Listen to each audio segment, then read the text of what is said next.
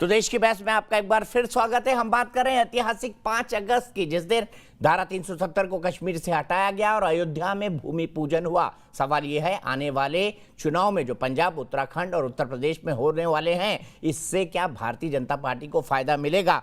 इसी पर बात करने के लिए मेरे साथ आरपी सिंह साहब है, बीजेपी के नेशनल स्पोक्स पर्सन सुशील पंडित जी हैं, पॉलिटिकल एनालिस्ट महंत राजू दास जी है, हनुमानगढ़ी मंदिर के महंत तहसीन पूनावाला है, पॉलिटिकल एनालिस्ट और कांग्रेस के समर्थक विवेक श्रीवास्तव है, लेफ्ट के लीडर। सबसे पहले चलता हूं राहुल तिवारी के पास, रीवा। राहुल, मैं आपसे जानना चाहता हूं, क्या बीजेपी को इसका फायदा मिलेगा आने वाले चुनाव में? बिल्कुल सर, बिल्कुल मिलेगा, क्योंकि यह जो आपने बिल्कुल इसको जो 5 अगस्त की क्रांति कहा, ये बिल्कुल सही शीर्षक है इसका सर। इस दिन जो राजनीति बिल्कुल ये प्रभावित करेगा भविष्य की राजनीति को। 5 अगस्त का जो ये ऐतिहासिक महत्व का दिन है, इस दिन 500 वर्ष जो पुरानी गलतियां हुई और 74 वर्ष पुरानी गलती, उसको दुरुस्त किया गया और ये भारतीयों के लिए गौरव का विषय है सर। जहां 370 के विशेष प्रावधानों के हटने से कश्मीर में आतंकवादी घटनाओं में कमी आई सर, वहीं दूसरी तरफ ये देखा गया कि जनता में सरकार के प्रति विश्वास बहाली भी हुई है। ठीक है, चलिए यही रुकते हैं राहुल, मेरे पास इतना ही वक्त है आपके लिए। सीधे चलता हूं आरपी सिंह साहब के पास और विवेक श्रीवास्तव। तो हाथ जोड़ के निवेदन है, हर के बीच में मत बोलिए। आरपी सिंह साहब, मैं आपसे जानना चाहता हूं यहाँ पर ये 2 बड़े मुद्दे, ऐतिहासिक मुद्दे जिसे अगस्त क्रांति कहा जा रहा है, मुझे आप ये बताइए, क्या आपको लगता है कि पब्लिक आपके साथ खड़ी होगी इन मुद्दों पर उत्तर प्रदेश के चुनाव में? देखिए दीपक, इसको आप चुनावी मुद्दा मत समझिए, देश का मुद्दा है।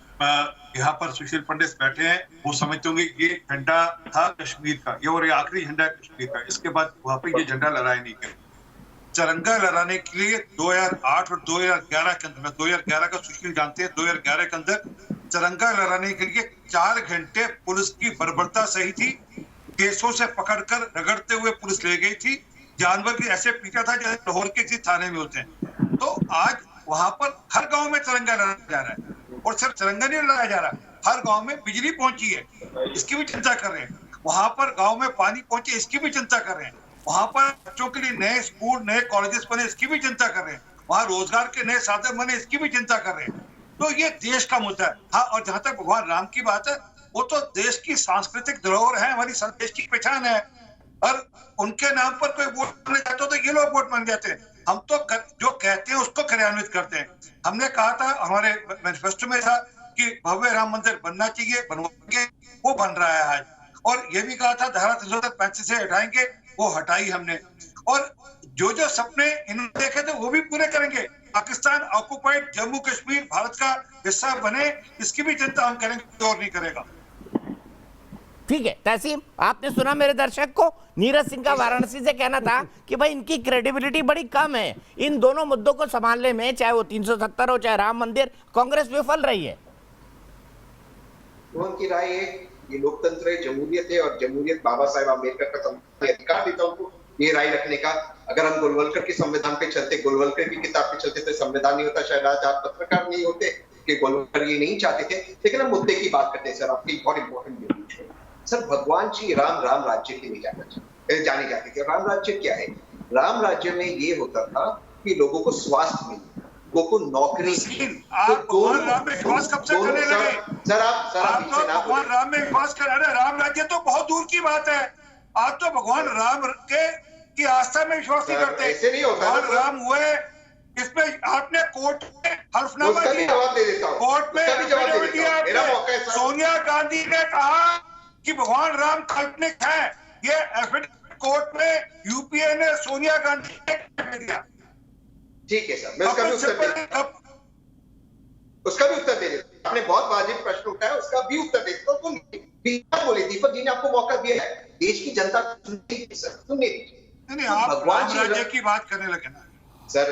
राम राज्य मतलब स्वास्थ्य, नौकरी, दोनों मुद्दों पे बीजेपी और भाजपा, इसलिए सर बड़े दावे से। और जिस दिन उत्तर प्रदेश उत्तराखंड के चुनाव आएंगे दीपक सर, मैं आपको ज्वाइन करूंगा आपके चैनल पे। इन दोनों सूबों में, इन दोनों राज्यों में कांग्रेस की सरकार आ रही है, और भाजपा उत्तर प्रदेश में 50% नहीं गई। सर आप इसे नोट कीजिए। आपने आपको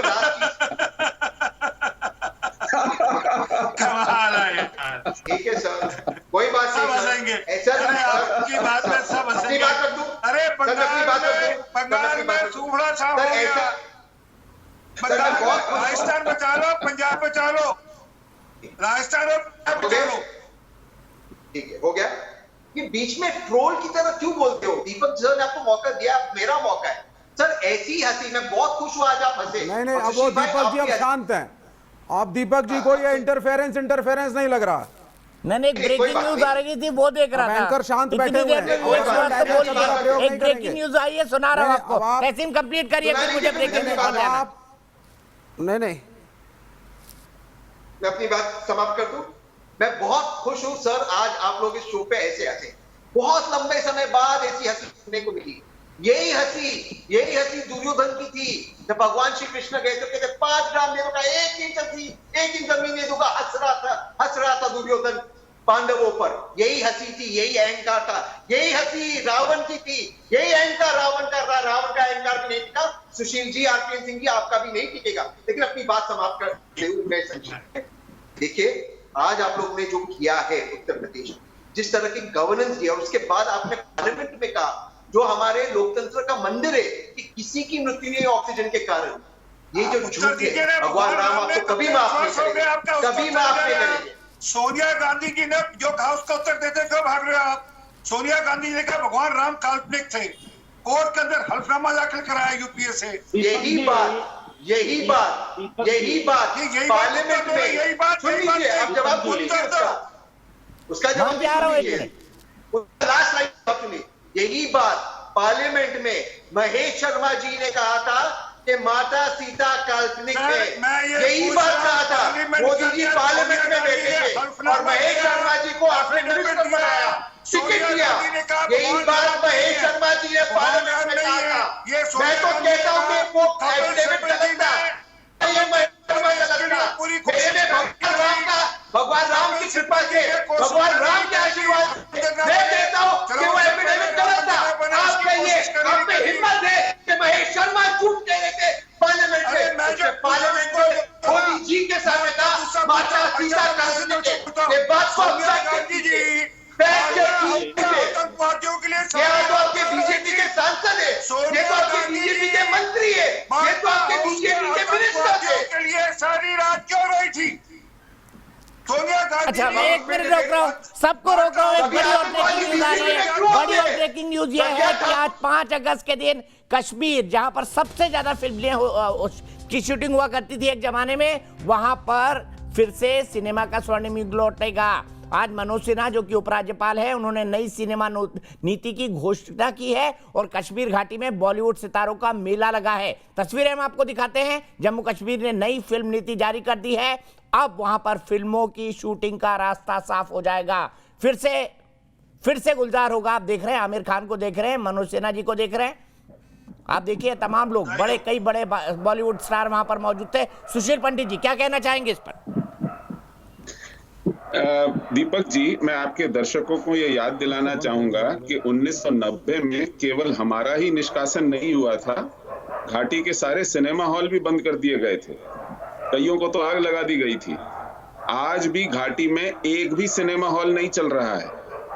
अगर जिहाद से लड़ना है, अगर जिहाद का जबड़ा उखाड़ना है, अगर वहां पर सच में हालात सामान्य करने हैं, तो शूटिंग शुरू करने से पहले वहां पर कम से कम इतनी रक्षा, इतनी व्यवस्था हो जाए कि लोग फिल्में देखने के लिए जम्मू आना मजबूरी ना हो, वो वहां घाटी में बैठ करके अपनी मनपसंद फिल्में देख।